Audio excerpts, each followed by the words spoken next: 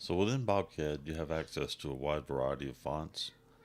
If you click on here to just pick text, you have Bobcat fonts, which are a set of built-in fonts. Pretty lengthy list.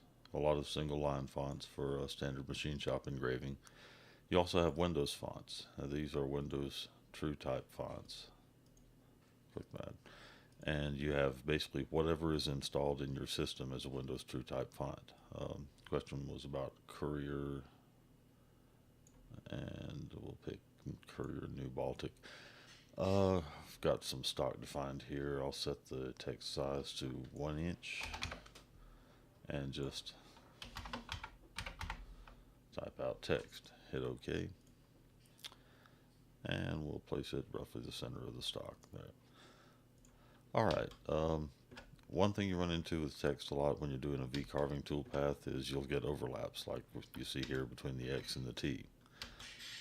There are two basic ways to attack that, and both of them involve, well, actually there's three ways. Well, first we'll look at text. You can specify your spacing on these. So if I wanted to introduce a spacing of, say, 300ths, and I'll go back to 1 inch, go back to the Baltic Courier, New Baltic Courier, and type out the same thing. Click OK, and you'll see that it's spaced much farther apart. In fact, it's spaced 300ths of an inch farther apart proportionally, or 3/10, excuse me. I thought that was awfully high. Let me.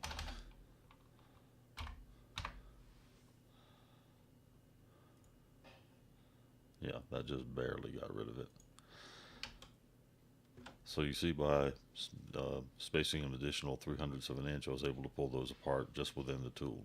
Now that's alright for some instances. Let me go ahead and get rid of these top and bottom.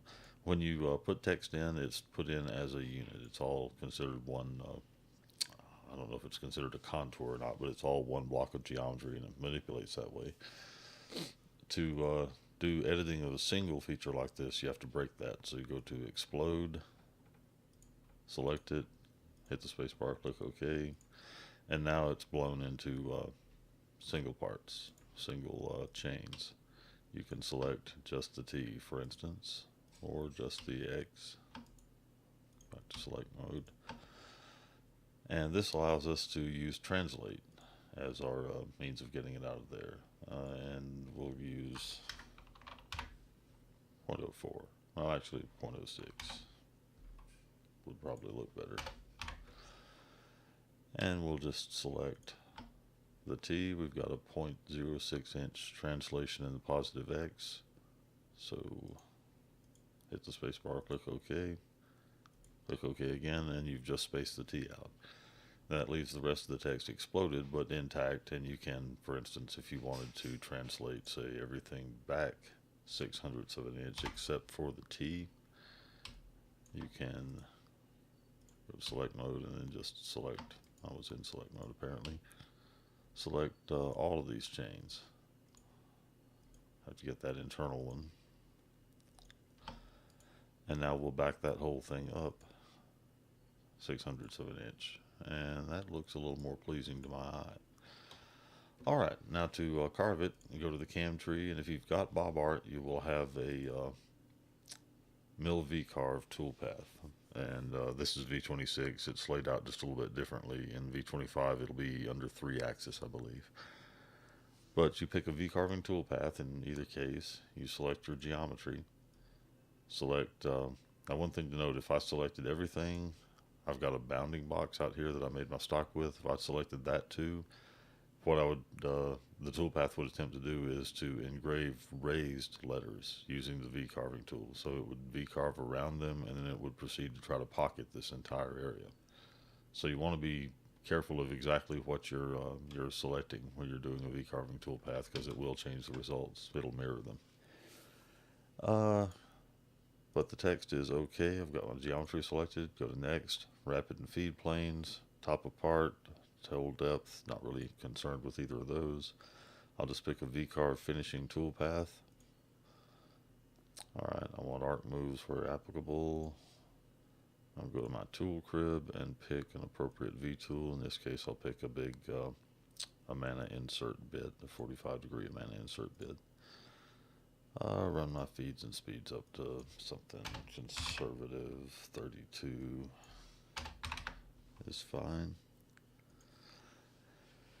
I'm not going to be doing any pocketing, so I don't have to worry about that. The possible depth of this tool is such that I can just set it high. It won't exceed the depth that's needed to make the letter, but this basically tells it, you know, the floor is open. You can go all the way down as far as necessary. There is no cleanup going to be needed on this, no step overs or anything, so I'll just go to finish. And now I can reselect my geometry. I like that. And compute my toolpaths. And the distinctive feature of a Vcarving toolpath, and this is how it makes the sharp corners, is these little V's, which, as you'll see, are in 3 dimensions. As I rotate it, the tip of the tool will go along this path, and then when it hits the end, which is basically its spinning cutting tool is right there, the tip of the tool will describe these 2 sloping upward paths, and you'll see the same here. Everywhere there's sharp corners, you'll see these paths. It'll run the tip all the way up to the surface, and that leaves you a nice sharp corner as it does that. It's very nifty. We'll do a simulation real quick. Alright, I've got the speed set fairly slow. Turn off tool paths, and let me rotate this thing.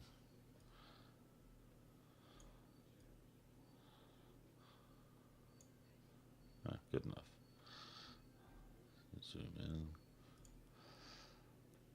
Alright, I'll slow it down as it gets to a corner, which it will.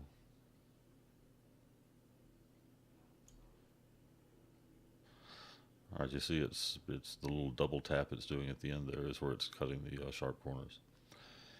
In any case, that is pretty much start to finish how you select and program for text.